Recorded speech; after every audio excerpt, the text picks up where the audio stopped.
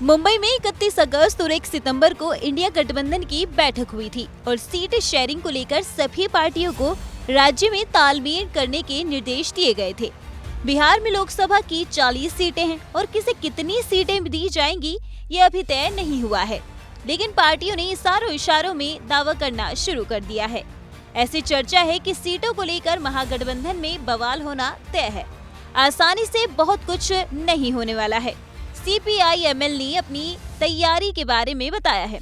कुछ दिन पहले ही भाकपा माले के राष्ट्रीय महासचिव दीपांकर भट्टाचार्य ने आरजेडी सुप्रीमो लालू प्रसाद यादव को सूची तैयार करके पत्र भेजा था। सोमवार 1 सितंबर को दीपांकर भट्टाचार्य ने प्रेस कॉन्फ्रेंस कर कहा कि हमने सीटों की डिमांड नहीं की है। पत्र में हमने ये लिखा है कि 2020 में बिहार में हमारी पार्टी मजबूत हुई है। 12 विधायक हमारे जीत कर आए हैं। उनमें 9 लोकसभा सीटों पर हमारी मजबूती दिख रही है। उन 9 लोकसभा सीटों की सूची हमने लालू प्रसाद यादव को दी है। उन्होंने कहा कि इसे सीटों की डिमांड नहीं समझे, हमने सिर्फ अपनी मजबूती के बारे में बताया है। नहीं, हमें तो ऐसा बिल्कुल कुछ भी नहीं लगता है। नीतीश कुमार जी तो उधर थे, तो नज़दीकी की अगर क्या बात करें, इतने दिन तक उधर थे, उधर से तो इधर आए हैं अभी इस स्थिति में। तो हम तो इसलिए नीतीश जी ने जो कहा हम उसी पर भरोसा करते हैं। नीतीश जी ने बार बार कहा कि भाई हम तो बिल्कुल सोच समझ करके आए हैं, पूरे विपक्ष को एक करना चाहते हैं। और कई लोग, नीतीश जी अकेले नहीं, अब शिवसेना, अभी मुंबई में जो बैठक हुई हमने देखा उद्धव ठाकरे को कहते हुए कि जो लोग थे, जो सबसे ज़्यादा, जो जितने ज़्यादा भारतीय जनता पार्टी के करीब थे, वो उतना ज़्यादा भारतीय जनता पार्टी को अच्छी तरह से समझते हैं और वो सारे लोग परेशान होकर के बाहर आ रहे हैं। और आप भारतीय जनता पार्टी के अंदर भी आप देखेंगे कि धीरे धीरे ये बात उठ रही है और बढ़ेगी।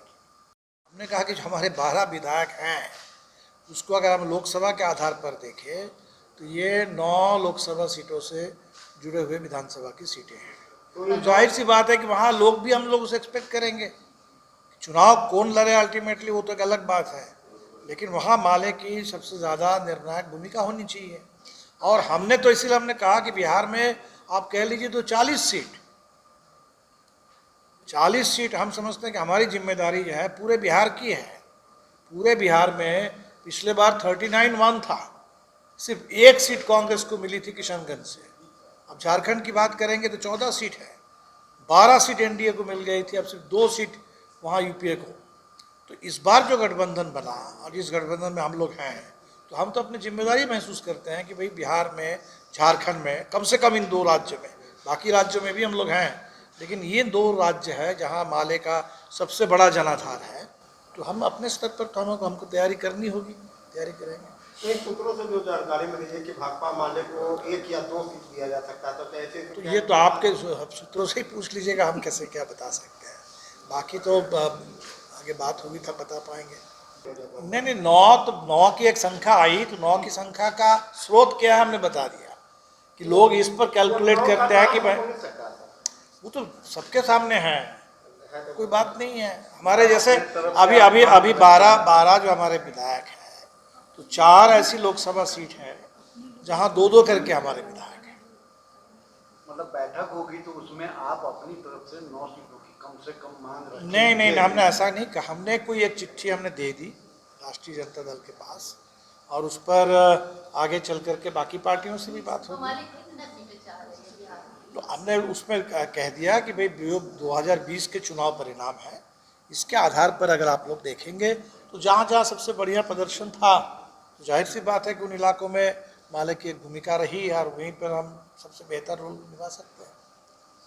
वो 9 का सवाल अगर तो है नाम, वो आप देख लेंगे। उसमें 9 सीट हमने कभी नहीं कहा था, वो अपने स्तर पर हमारे, जैसे अभी तक 6 सीटों पर हम लोगों ने कार्यकर्ता सम्मेलन किया।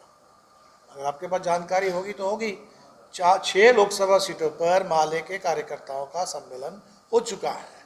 तो हम सब जगह तैयारी कर रहे हैं, चाहे हम वहाँ लड़ें चाहे कोई और लड़े, लेकिन हमें तो बिल्कुल हर जगह तैयार रहना पड़ेगा।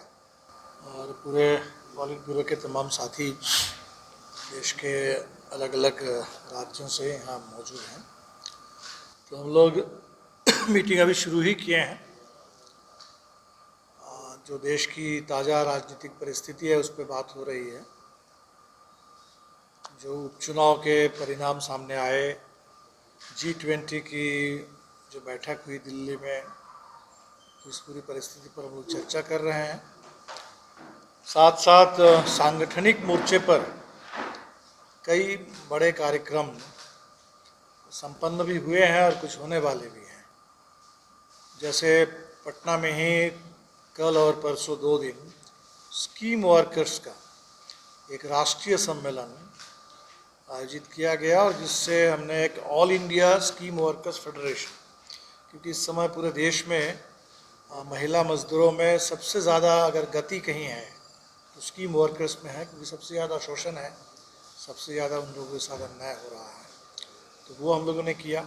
इसके बाद महिला संगठन एपवा, उसका राष्ट्रीय सम्मेलन दिल्ली में होने वाला है। कब? 30 सितंबर, 1 अक्टूबर, 30 सितंबर और 1 अक्टूबर को। अभी दिल्ली में किसान और मजदूर संगठन, उसके जो ऑल इंडिया प्लेटफॉर्म है दोनों का, उसका एक साझा सम्मेलन हुआ था, और इससे तय हुआ है कि कब है? 3 अक्टूबर, 26, 27, 28 नवंबर, जो ऐतिहासिक किसान आंदोलन जिस दिन शुरू हुआ था, 3 दिन के बड़े प्रदर्शन तमाम राज्य राजधानियों में। तो ये सब तैयारी पर हम लोग बातचीत कर रहे हैं, और जाहिर सी बात है कि सामने चुनाव है। हालांकि हमें भी इंतज़ार है कि संसद का जो विशेष सत्र है उसके बाद कैसी देश में परिस्थिति बनती है। चुनाव समय से पहले होने की भी एक संभावना है, जिस पर मुंबई में बातचीत हुई थी, और इसलिए हम लोगों को तैयारी तेज़ करनी होगी। तो हम लोग अपनी तैयारी कर रहे हैं। बिहार में, झारखंड में 2 जगह तो हमारे विधायक भी हैं, और दोनों जगह चुनाव में माले से अपेक्षा ज़्यादा लोगों की रहती है कि यहाँ इंडिया गठबंधन की जीत में माले की एक भूमिका हो। बिल्कुल। वैसे तो हमने अभी जहाँ जहाँ भी उपचुनाव हुए, हर उपचुनाव में हमारे साथियों ने पूरी अपनी भूमिका निभाई, उत्तर प्रदेश हो या झारखंड हो। तो हम लोग इस पर बात कर रहे हैं। आज कल 2 दिन की बैठक है, तय कर लेंगे बाकी। सीट शेयरिंग को लेकर बिहार में जानकारी मिली कि लालू प्रसाद यादव जी को आपको रखा। हाँ, ये तो हमने बताया आपको, क्योंकि मुंबई में जो तय हुआ था कि सीट शेयरिंग की बात राज्यों में होनी है, और राज्यों में जहाँ जो प्रमुख पार्टी है उसी पार्टी को सबसे ज़्यादा इस मामले में पहल करनी है। तो बिहार में जो महागठबंधन आज है, आज तो जनता दल यू भी है, लेकिन शुरू में जनता दल यू इसमें नहीं था। तो तय यही हुआ कि जो पुराना महागठबंधन था, राजद, माले, कांग्रेस, CPI, CPM, तो इस स्तर पर एक बातचीत हो जाए, और फिर सब मिल करके भी बात होगी। तो हम लोगों ने अपना प्रपोजल राष्ट्रीय जनता दल को, हमने ये संख्या तो हमने नहीं बताया, हमने इतना ही कहा, जो प्रेस कॉन्फ्रेंस में हमने बात कही कि 2020 सबसे ताज़ा चुनाव जो हुआ है सर्वश्रेष्ठ, वो 2020 के विधानसभा का, क्योंकि 19 के लोकसभा की बात करें तो वो उस परिस्थिति से आज के परिस्थिति में काफ़ी अंतर है। जनता दल उस समय उधर, अब इधर है, और 19 का परिणाम तो बिहार में बहुत खराब था। 20 का जो चुनाव परिणाम है, उससे जो संकेत हम लोगों को मिले कि दक्षिण बिहार, सारा आपके शाहाबाद, मगध, उत्तर में चले जाएं, पश्चिम में तो सारण के इलाके में सबसे बेस्ट प्रदर्शन महागठबंधन का था, हमारी पार्टी के लिए भी, राजद के लिए भी, कांग्रेस के लिए भी। और इसका एक बड़ा कारण था कि माले और राजद में जो तालमेल हुआ, इससे बिहार में एक ज़बरदस्त लोगों में उम्मीद जगी, एक सामाजिक ज़बरदस्त गोलबंदी हुई, राजनीतिक गोलबंदी हुई। तो हमें लगता है कि 24 के चुनाव में, 24 या 23 जब भी हो जाए, तो लोकसभा चुनाव में भी हम लोगों को इसी हिसाब से बिहार में तैयारी करनी चाहिए। हमने अपना प्रपोजल रख दिया है, अभी बात होगी इस पर। जानकारी मिल रही है ऐसी चर्चा है कि 9 सीटों पर भाकपा माले पर सूची तैयार की है। नहीं, ये कोई बात तो छुपी हुई नहीं है। हमारे जहाँ जहाँ विधायक हैं, तो आप देखेंगे कि 12 हमारे विधायक हैं, और 12 विधायक को अगर लोकसभा के हिसाब से अगर आप देखेंगे तो मेरे ख्याल से 9 लोकसभा सीटों पर हमारे विधायक हैं। मतलब माले सब लोगों को खराब लगा कि G20 बैठक है, इसलिए दिल्ली में लॉकडाउन कर दिया गया। G20 की बैठक में, G20 कोई दुनिया के अमीर देशों का संगठन नहीं है। G20 है, उसमें अमीर देश भी है और दुनिया के जो जिसको हम ग्लोबल साउथ कहते हैं गरीब देश भी है। तो हिंदुस्तान तो कोई अमीर देश है नहीं, तो हमारे दिल्ली शहर में गरीब लोग रहते हैं, ये तो किसी से छुपी हुई बात नहीं है। तो गरीबों को उजाड़ा गया इस G20 की तैयारी के लिए, इतने वहाँ लोगों को, सारे बस्तियों को, झुग्गियों को उजाड़ दिया गया, पर्दे लगा दिए गए और जिस तरह से दिल्ली को एक तरह से ढक दिया गया कि भाई ताकि गरीब लोग ना दिखे। तो हमें लगता है एक तो पहली बात ये बहुत बनावटी है, नकली है और गरीबों का अपमान है बहुत बड़ा। हमें तो बल्कि कायदे से ऐसे जो G20 जैसे बैठक में बढ़ चढ़ करके दुनिया के गरीबों के सवालों को उठाना चाहिए। और दुनिया के गरीबों के सवालों में सबसे बड़ा सवाल है कर्ज का बोझ। अभी श्रीलंका में जितना बड़ा आर्थिक संकट आया और ज़बरदस्त अस्थिरता थी, तो उसके पीछे कारण था कि उसके ऊपर इतना कर्ज का बोझ है। हमारे ऊपर भी बहुत ज़बरदस्त कर्ज का बोझ है। तो एक तो हमने देखा 37 सूत्री एक जो पारित हुआ है उसमें, लेकिन दुनिया पर जो कर्ज का संकट है गरीब देशों के ऊपर, उस पर कोई खास चर्चा ही नहीं है। दूसरा है कि इस समय जलवायु का संकट, और इसमें पूरी दुनिया में आजकल बात चली है कि कोयले पर जो निर्भरता है, इस निर्भरता कम है। ये अमीर देश जो करते हैं वो हमारे ऊपर ये बोझ डाल देते हैं और यहाँ से पूरे कोयले खदान में काम चल रहा है, कोयला बाहर भी जाता है और कोयले पर हमारी निर्भरता और दुनिया की निर्भरता बनी रही।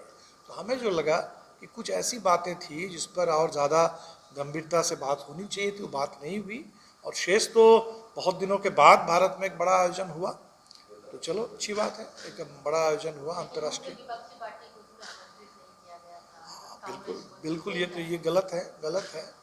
आप अगर कहते हैं कि हम लोकतंत्र की जननी हैं और हमारे देश में एक बहुत फंक्शनल डेमोक्रेसी है, तो हमें तो उस डेमोक्रेसी को प्रदर्शित करना चाहिए। बल्कि दुनिया भर में तो सबसे ज़्यादा सवाल उठा कि भारत में प्रेस की आज़ादी लगातार घट रही है, भारत में धार्मिक आज़ादी घट रही है, भारत में जो लोकतंत्र का सूचक है इस मामले में बहुत हम नीचे जा रहे हैं। तो दुनिया तो चिंतित है भारत के लोकतंत्र को लेकर के। और ऊपर से अगर कोई इसमें डिनर में भी इनविटेशन होता है और वहाँ देश के प्रमुख विपक्षी दल, उसके राष्ट्रीय अध्यक्ष को न्योता नहीं मिलता, तो निश्चित तौर पर इससे भारत की छवि तो बनती नहीं है, छवि कमज़ोर होती है। नहीं, तानाशाही तो बिल्कुल तय बात है, कहीं ना कहीं नहीं है। तो पूरे देश में हर रोज़ हम लोग तो एक कानूनी तानाशाही की ओर बढ़ रहे हैं, जहाँ संविधान बदलने की बात कह दी गई है और अंबेडकर के संविधान को अंग्रेज़ों का संविधान बताया जा रहा है, और अभी तो सत्र में क्या आएगा हम नहीं कह सकते। इसलिए तानाशाही तो बिल्कुल खुली हुई बात है कि देश में पिछले 9 साल से 10 साल से तानाशाही बढ़ रही है, और अगर इनको और मौका मिल जाएगा तो देश में लोकतंत्र का कुछ भी नहीं बचेगा। और इसीलिए तानाशाही को ख़त्म करने के लिए ही तो इंडिया गठबंधन जो बना है, वो तो इसी बात के लिए बना है कि हिंदुस्तान में लोकतंत्र जो है वो महफूज रहे, हमारे संविधान महफूज रहे। नहीं, तो निमंत्रण मिला तो गए। आपने तो पूछा कि भाई कांग्रेस को निमंत्रण क्यों नहीं मिला, ये हमने कहा कि भाई ये बिल्कुल गलत है। तो जिनको निमंत्रण मिला तो कुछ लोग गए, कुछ लोगों की तबीयत ठीक नहीं है, हमें लगता है कि मनमोहन सिंह जैसे शायद नहीं आ पाए होंगे, तो वो तो होता ही है। लेकिन निमंत्रण तो मिलना चाहिए, निमंत्रण तो सबसे पहले मिलना चाहिए। कोई पहुंच सकते हैं, नहीं पहुंच सकते, क्या स्थिति है वो अलग बात है।